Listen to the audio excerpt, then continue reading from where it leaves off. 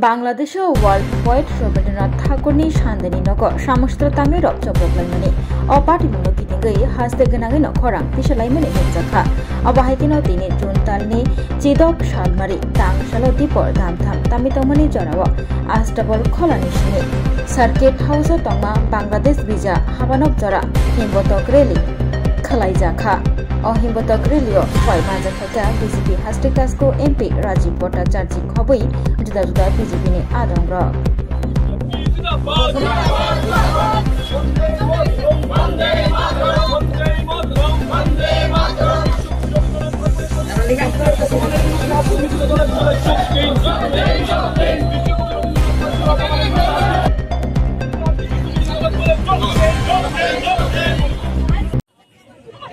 যে আমাদের বিশ্বকবি রবীন্দ্রনাথ ঠাকুর ওনার যে পৈতৃক বাড়ি বাংলাদেশের শাহজাদপুর গত কয়েকদিন আগে সেখানে দুষ্কৃতীদের দ্বারা সেখানকার মৌলবাদীদের দ্বারা ওনার ওই পৈতৃক বাড়িটাকে ধ্বংস করেছে এবং বাংলাদেশে এই অন্তর্বর্তী সরকার প্রতিষ্ঠার পর আমরা দেখতে পাচ্ছি যে সেখানকার সংখ্যালঘুদের উপর যেভাবে নির্মম অত্যাচার অবিচার সেখানে করছে এবং এটা আমাদের কাছে সবচেয়ে দুঃখের এবং পরিতাপের বিষয়, যেটা আমাদের গর্বের শুধু ভারতবর্ষে নয় সমগ্র বিশ্বের যে ধরোহর আমাদের রবীন্দ্রনাথ ঠাকুর, বিশ্বকবি রবীন্দ্রনাথ ঠাকুর, ওনার বাড়িতে আক্রমণ করা হয়েছে, ওনার পৈতৃক বাড়িতে আক্রমণ করা হয়েছে।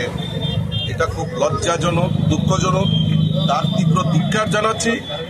এবং অভূতপূর্ব বিষয় হলো যে এখন পর্যন্ত যারা দোষী